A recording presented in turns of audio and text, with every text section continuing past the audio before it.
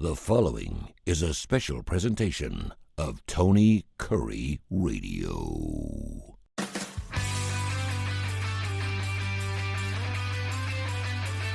Blessed to not had just one show, but two shows with Michael Coleman, our special guest, and these are our shows. Heart of Alabama Food Bank, one show called Mission Minded, which is a great show. It runs right before this one called Bite by Bite, and I love this show because it's a little shorter. We kind of jump right into what we're talking about. We talked last week on Mission Minded about protesters and whether you would hire a protester or not. And so we want to kind of further that, not the protesting part, but the actual hiring part. Yeah. And what it's like to hire people these days. And I'll just use this example because I know we don't have a ton of time.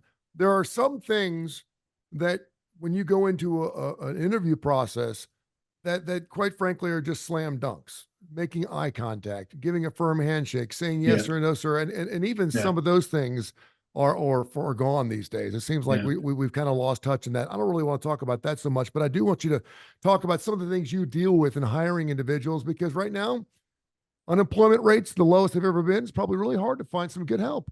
It is. And I'm also, so one of the things the state of Alabama is really focused on, because we have all these car industries down here now, you know, Mercedes and Honda and Hyundai and Toyota Mazda, and it just goes on and on and on.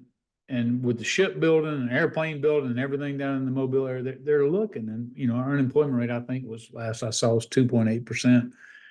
And so they're saying, well, where's our workforce going to come from? And so they're looking at, you know, people coming out of prison and all that kind of stuff. And, you know, immigrants and just everywhere. They're trying to say, how do I pull that? And so that really kind of fits with where I've been for a long time, which is I love giving people second chances. But the problem is when you're giving somebody a second chance, we all know it's a huge roll of dice for a couple of reasons. One is you have their past that they could revert back to under pressure, you know, because it can still kind of be the norm. You can't tell those kind of things on an interview. Are they still living that life, or have they left that life and they're really committed to turn their life around? The other issue is that lots of times I have people who are good people, love them to death, great personalities, but they come in and it's so hard to understand somebody's capacity. So you think you're making this hire because this person, you know, you want this person to do this job. And then you get out there and you explain it to them and they do something else, and you explain it to them again and they do something else. And so you continue to have to do that over and over. And it's just such a struggle because, you know, right now, everybody I know that runs a nonprofit or owns their own business, I say, how's it going? Without fail, everybody comes back to the same thing. It's not the mission. It's finding the people to do it. And I think I've made this analogy on Mission Minded. Was I tell everybody when they come into an organization, you know, I'm not going to know you. I just see you at the interview. I read what you put on paper. So I really don't know who you are. But as we're with each other every day, all day, you know, what your natural gifts are, what you're good at, what you're not good at, that's going to come to light. And so sometimes you hire somebody for a position that's a round hole position, but you find out they're a square peg. And it's not that they can't be good. I mean, they're coming to work every day. They have a good attitude.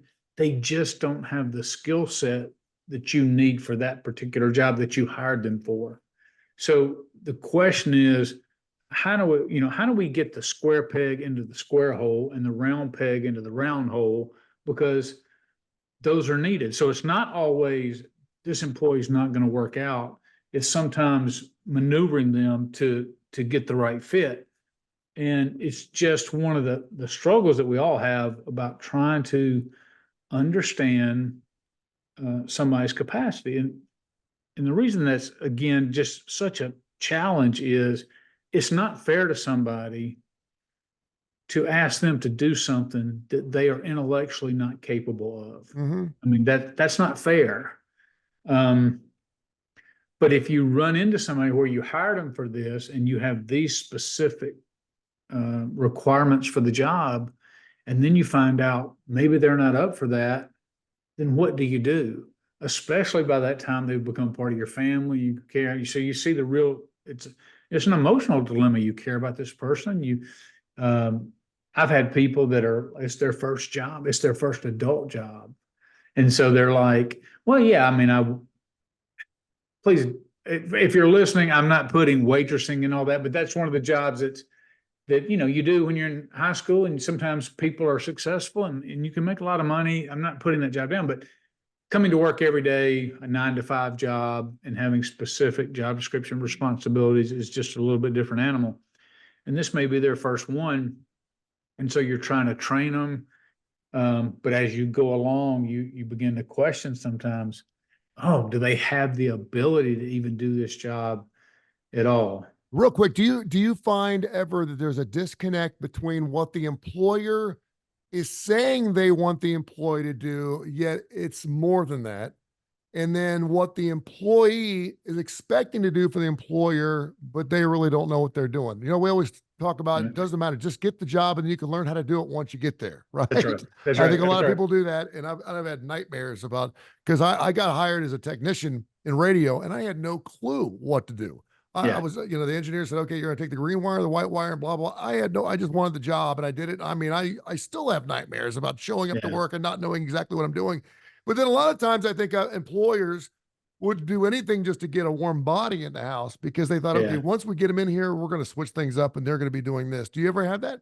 Yeah. So, we have people who come in and they may have had some issues. They're a second chance guy, and we find out, man, this guy's a genius, or this girl's a genius. I mean, they're phenomenal, and you want to then give them as much as they can handle. One of the things I always tell, matter of fact, I just hired somebody who's a donor relations manager, and I told her, I said, one thing I can't tell is your internal capacity.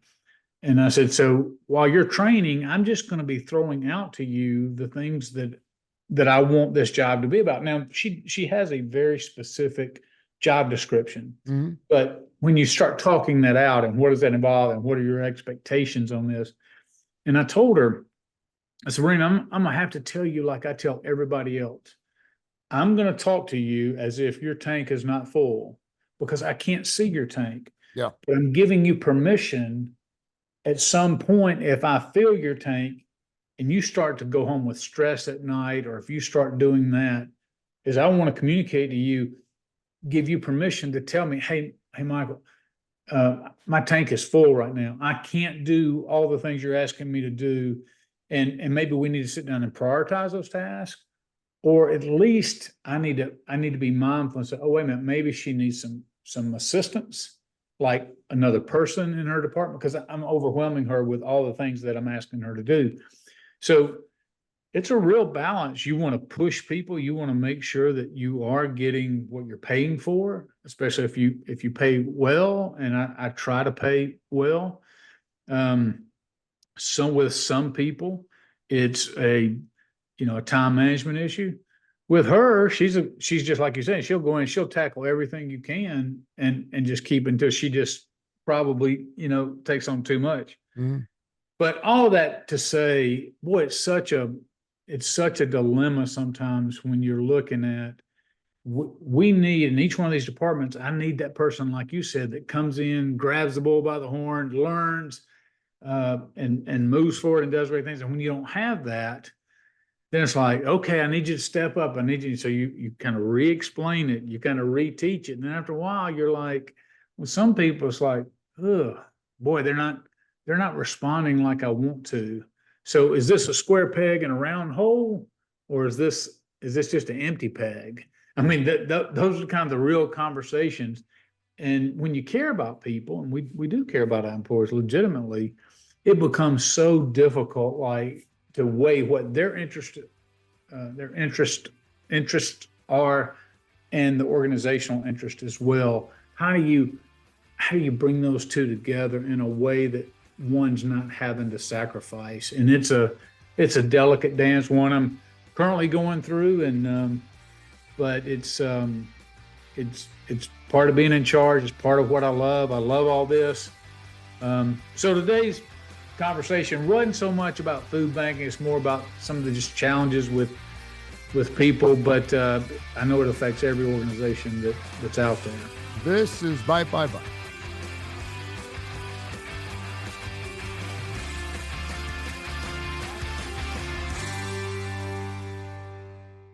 This has been a special presentation of Tony Kurre Radio.